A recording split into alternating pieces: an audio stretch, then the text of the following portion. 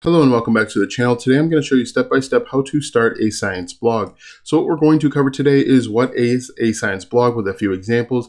I'm going to show you and tell you why you need to pick a niche, how to niche down, and how to get web hosting. I'm also going to spend some time explaining what web hosting is and why you need it. Next, we are going to install WordPress. We are going to install both a free and premium WordPress theme. Important changes that you absolutely have to make to your website so that you can start getting traffic, how to start writing and write faster, and then how to make money. In addition, we are going to talk about why you need to share your content on social media and about how many blog posts you need to write so that you can start getting traffic. All right, so be sure to check out the 3 links in the description as they are designed to help you get up and running fast. First things first, what is a science blog? A science blog is simply a blog about a science topic. Now, what I recommend in the very beginning, because you have a small website with no domain authority, I recommend that you pick a subset of science and then write content on it. People are coming to the internet and having questions about all sorts of things, everything from the latest virus and vaccines, all the way up to physics and astrophysics and things of that nature, and your blog is designed to answer those questions. Now again, in the very beginning, I recommend that you go out and you create content about a fragment, a section of science. Again, what you should do before you get up and running is decide who your target audience is. Are you going to create content to help high schoolers learn more about different science topics, or are you going to help elementary students get introduced to science so that it is fun and engaging? Or maybe you are going to reach out to adults who have no idea about science and you are going to help them learn things. Here's an example, scienceblog.com, of a website about science. It is a blog where they're asking and answering questions about the science niche. Now, this website is pretty large, and I recommend that you do not try and just follow this because, as you can see, there are over 5,969 pages. I recommend that you pick one topic and focus on this topic only. One thing that you can do to help find ideas is you can reverse engineer what is already working. For example, if we go over to our keyword research tool, we can take a look at some of the words that the scienceblog.com is already ranking for. As you can see, they're ranking for all sorts of things. White cat with blue eyes. They're ranking for sand physics. Why do big cats have round pupils and things of that nature? To get started, what you can do is you can change the keyword difficulty to 5 or less. So 5 or less means that a new website should be able to potentially rank for them. Now that we've got it set to 5 or less, look through and see if there are things out there that people are searching that you would be interested in creating content. Now, as you can see here, they're talking heavily about different animals, giraffes, big cats. As you can see, weight loss, a wide variety of topics. Because this website's so large and they have thousands of blog posts, focus on 1 or 2 only. Don't try and create content. Don't try and replicate this because you're going to struggle to find success. So if we jump back over to our slide deck here, we've talked about what is a blog. We've picked a niche or helped you pick a niche, and then we've niched down. The next thing you need to get is web hosting. Now, you need web hosting so that your website can be seen on the internet. What you can do is click the first link in the description and work with that web hosting provider. You'll actually rent hard drive space for them called a server so that your website can be served on the internet. In fact, when you click that first link and get started today, you can get a domain name for free. A domain name is simply a name that humans will refer to you by. For example, scienceblog.com is a domain name, and you'll get one of those for free for the first year when you click the first link. In fact, what I'll do next is I'll actually help you walk through the process of setting up your domain name and web hosting step by step. So go ahead and click that first link, and I'll show you how to do it. It only takes about 6 minutes to get up and running. It's very easy, very painless. When you click that link, you'll be taken to this website where you'll go ahead and click Get Started. What I recommend is to click the first one on the far left, the basic plan, if you're just getting started with a website. As you can see, there are a number of options, but click that, click Select, and then move on. Here you're going to create a domain name. If you have one in mind, you can type it in here like you see that I do. What I recommend is try and find a domain name that's going to be related to your niche. Now, what I do is I type in a domain name that I know is already taken. When it's taken, you're going to get this error. What you can then do is go back and try different domains. Now make sure, again, you want to pick one that's related to your niche.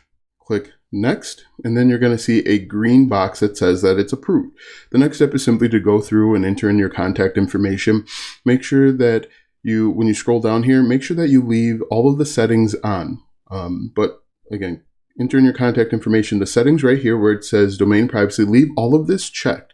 If you don't leave it checked, you're going to get people reaching out to you, spamming you, emailing you, trying to get you to sign up for web hosting. So what I'm going to do is I'm going to go ahead and sign up and then jump back to you once I sign on and move to the next step. All right, so I've signed up and I'm going to go ahead and set up my website initially. Just create a simple username and password, make sure it meets the requirements there, and then move on. Make sure that you write it down too. Write it down in a safe spot so that you have it and you remember it, because it can be a pain to go ahead and get everything back. You're gonna have to enter in like some vital information, but just make sure that you write it down. It's really easy and really simple. Now, one thing that I do want to note is that this part is not sped up at all. This is actual real time, and you can see that you'll go from absolutely nothing to a complete website in less than probably 10 minutes. And once you click submit, you're going to move on to the next step where you get to log in. Here is where you're actually going to start creating your WordPress website. Now, the great thing is Bluehost really does everything for you, and it's really simple. So again, I'm not speeding this up at all, and I want you to see what it really takes to create a website. Bluehost is going to do a little bit of work in the background for you, and we're just going to actually click on skip this step. This one, first one I clicked on start a blog, but for the next step, just click skip, because we know what we're doing, and I'm actually going to tell you what to do so that we can get up and running. Click get started right here on the left hand side, and then move on. Just click skip here and click skip here. And then just pick the first one on the far left. Make sure that you're picking a free theme, because they'll charge you. They have both free and premium themes, which I'll talk about in just a moment.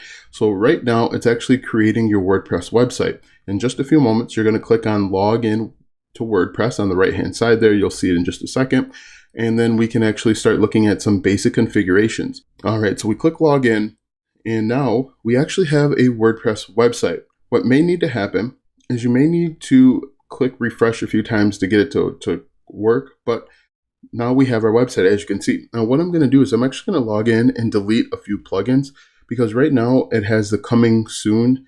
And so if someone tried to get to your website at this moment, it's going to say coming soon to them, even though we can see it. This is what your WordPress website looks like, but for everyone else outside of your network, it's going to say coming soon. So what we're going to do is we're going to go down to plugins eventually, and we're going to delete some of the plugins that we don't need. Now, I talk a little bit about plugins later on, but plugins add additional features and functionality. We are going to deactivate the Bluehost as well as the other plugins that are already activated, and then we can go through and make the necessary changes, which I'll cover in just a moment. So we're going to deactivate them and then delete them. Now, you want to make sure that you only have the plugins that you're using on your website. The more plugins you have, the slower your website's going to respond and function, and you're going to lose out on ranking. So make sure you have a lean setup, very few plugins, and then move on. As you can see right now, I'm just simply deleting some stuff that you don't need. If you want to, you could keep them, but obviously if you're just getting started, you don't need this other stuff. What's more important is the themes that we're going to talk about in just a moment, as well as getting writing. So I'm just going to go ahead and delete those, deactivate them. And then we're actually going to start moving on to settings, which you see right here. All right, so let's go ahead and make some changes that we absolutely have to make so that you can start getting traffic. The first thing that you want to do is you want to change your site title. Your site title is going to be the title of your website. You can make this basically your domain name. For example, my domain name is Web Hosting Rewind, and you can see that's my site title. And then the tagline is basically what your website's all about in a very succinct manner. As you can see here, mine says, get the latest news and info on all things web hosting. What you want to do is make sure that yours is relevant to your niche. For example, if you are creating content about makeup, you can say, come here for the latest tips and tricks for all things makeup. Next, you want to make sure that your WordPress address is HTTPS and not HTTP. Make sure your site address is HTTPS as well. And then the administration email should automatically be set. Uncheck the membership so that anyone can register. Make sure that this is unchecked. If we scroll down here, you want to change your time zone to your time zone. There are all sorts of them here. Next, you want to make sure that you have your date format set to the way you want, and then go ahead and click save. If we go down to writing, there isn't anything in writing that we need to change. After that, we're going to go to reading. In reading, very important, you want to make sure that your homepage displays to your latest post. That's the first thing. And the second one is you want to make sure that your search engine visibility is unchecked. do not check this. Discourage search engines from indexing this site. You do not want this, because if this is checked, people aren't going to be able to find your website, and everything that we do after this is going to be a waste. So go ahead and click save. This should be unchecked. Next, if we go down to discussion, there really isn't anything that we need to change here. Media, we can leave this as is, and then permalinks is going to be really important. Right now, your permalinks are set to plain. You want to change it to post name. This is done for search engine optimization. What's going to happen is when we create a new blog post, we are going to make it so that it's search engine optimized. We're going to use the keyword in our title, and that keyword is going to show up right here as well. And this is called search engine optimization. Make sure that it's set to post name, and then go ahead and click save. And really, that's everything that you need to do to make sure that you start getting traffic. Now that we've installed WordPress and we've installed a free WordPress theme, we're actually going to come back in just a moment and install a premium WordPress theme. And we've made some changes that you have to make so that you can start getting traffic. Now, right now you have a free WordPress theme. That theme is bland. It's boring. It's, just very basic. That theme doesn't have any additional features or functionality. If you go over to ScienceBlog.com, this one looks a little bit more inviting. It comes with additional features and functionality, and it might be something that your users might be interested in. The other cool thing with premium WordPress themes is you can find themes for everything. You can find themes that integrate video and audio and all sorts of stuff. So what I recommend that you do is click the second link in the description to get a premium WordPress theme. When you click that second link, you'll be taken to this website, and you can simply type in your niche. For example, we're going to type in science and hit enter, and you're going to see different WordPress themes for science pop up. As you can see, there are all sorts of science-based WordPress themes that have additional features and functionality. What I recommend that you do is spend a couple minutes and find one that you like, and simply click this button to add it to a cart. Once you add it to the cart, you are going to check out and pay for the theme.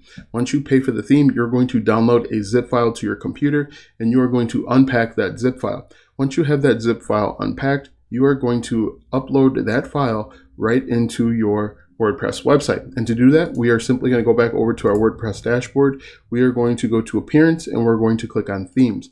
When you click on Themes, you're going to click on Add New, and then you are going to click on Upload Themes. When you click on Upload Theme, you can drag and drop that theme we just unpacked, so that zip within a zip. You can drag and drop it here or select Choose File. Regardless of which way you choose, you can click Install Now and then Activate, and then you're going to have a brand new looking website. Next, after we do that, we need to start writing. Now, the two biggest questions that I get all the time when it comes to writing is how long should my blog post be and how do I start writing? To start writing, we're going to go to Post and click on All Posts. And then we are simply going to click on Add New. Now that we've clicked on Add New, we have a brand new blog post to write. And to start writing, we are simply going to find a keyword that we found in one of the earlier steps, and we are going to write on this topic. For example, DNA hex tattoos. I'm going to copy this and I'm going to paste it into our blog post tile. Now, the reason why we are doing this is simply so that we can be found in the search engine. People are going to the internet every day and searching DNA hex tattoos. And what our goal is to get discovered in the search engine. So we're doing this to optimize our search. And so what we can do is the first half is for the keyword research. The second half is for clickbait, to get your customer, to get your audience to click on your link. DNA hex tattoos, we'll say fact versus fiction. Okay. And if people interested in DNA hex tattoos, they see this, they might be interested to click.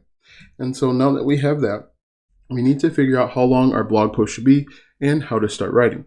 To figure out how long your blog post should be, you can copy DNA helix tattoos, copy this, and we are going to paste it right into Google. When we paste it, we want to take a look and see how long the blog posts are for our competitors. For example, let's see, nextluxury.com. Let's take a look at this. And we can even look at tattooseo.com to see how long their blog posts are. And blog post doesn't guarantee that the longer you write, the better. We just want to get an idea of what our competitors are doing. And to do that, we are going to copy and we're going to go all the way down. I bet this is probably about a 2,500 word blog post. We are going to right click and we're going to look and see, wow, this is over 6,000 word blog post. And so if you were writing, you would want to write at least a 6,500 word blog post on this keyword or keyword phrase. And to help you do that, we're going to go back over to our new blog post and we are going to do a little bit of a brainstorming session. We are going to write down who, what, when, where, why, and how. And what we're going to do is we are simply going to ask ourselves questions with these 6 writing prompts in mind. This is something that we've done or we started way back in elementary school, and it should help us write faster and really help solve the customer's problem. Now remember, customers are coming to the internet because they have a question, and we are creating content or creating blog posts to answer that question. So we might say something like, where to get a DNA helix tattoo, like what part of the body, or you could even say locally where the best place is to go. You could say why you should not get a helix tattoo. Now, when you are writing when you are brainstorming, it is important that you do not worry about spelling.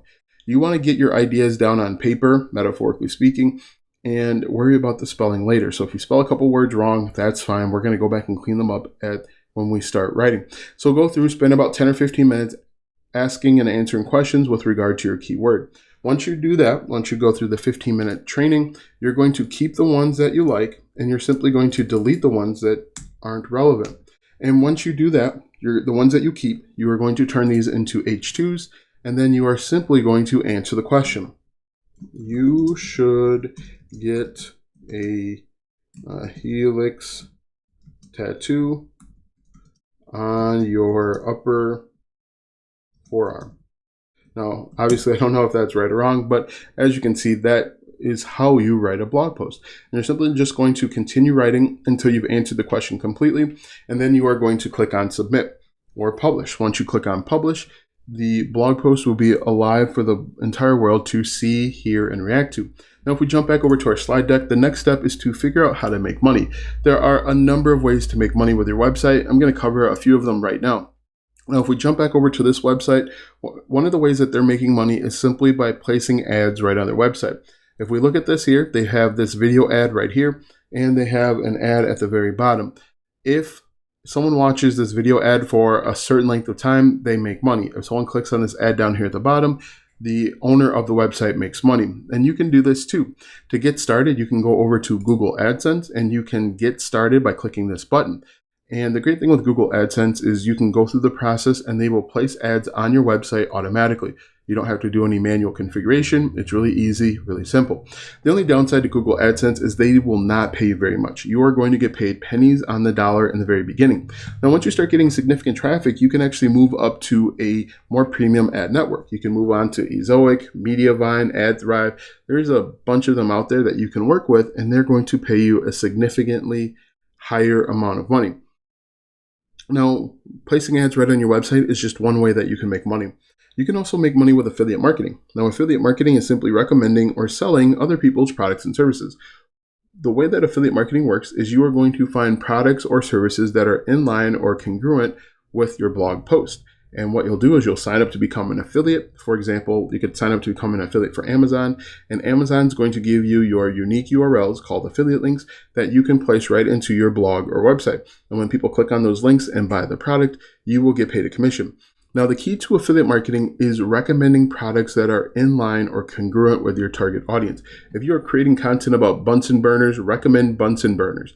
Do not recommend basket weaving when you are talking about Bunsen burners, because your target audience is not going to click and buy. So only recommend products that are congruent with your target audience. You can also make money by selling your own digital or physical products. You can sell your own books, ebooks, physical books, whatever it may be. That is outside the scope of this video, but that is an opportunity as well. Another way that you can make money is by collecting email addresses. Now, the cool thing with collecting email addresses is you can make money in a number of ways. You can make money with affiliate marketing, so recommending products right in your email newsletter, or you can send them back to your blog or website anytime you upload a new piece of content. And you can make money doing it a few different ways. One, you can make money by people viewing the ads. Two, you can make money when people click on your affiliate links in the blog post. And three, you can make money when people click and buy your digital or physical products right on the website. So I recommend doing a combination of all 3 or 4 to make as much money as possible. If we jump back over to our slide deck, the next step is to share your content on social media. Now, the reason why you want to share your content on social media in the very beginning is you do not have any domain authority. What that means is when you post content, it's not going to be seen by anyone except for your friends and family. What I recommend to start building domain authority is get your blog posts out into relevant parties. For example, if there is a Facebook group that's interested in science or the science that you're talking about, share your content there. You can also share it on Reddit and Twitter and Instagram. Share it wherever your customers are, because that's going to be the best way for you to start building an audience. And that's also going to be a great way to build trust with Google. And finally, the last question that I get all the time is about how many blog posts should I write in the very beginning? I recommend that you go out and write at least 50 blog posts to get up and running. The reason why I like 50 is because it helps you build domain authority by having 50 pieces of content. You will become a better writer by the time you get to that 50th piece of content, and you are showing Google that you're here for the long haul and you're not just here for a short stint. The more blog posts you put onto a website, the better your chances are for ranking for keywords. So the goal should be to write every day for 50 days or write every other day for 100 days. Either one will work as long as you are writing. Now, be sure to check out the first 3 links in the description. The first one will get you web hosting and a free domain name for the first year. The second one will help you get a premium WordPress theme. And the third one will teach you affiliate marketing for free. Be sure to like, subscribe, and ring the bell if this video or any other video on this channel helped you out. Thanks for watching, and we'll see you tomorrow.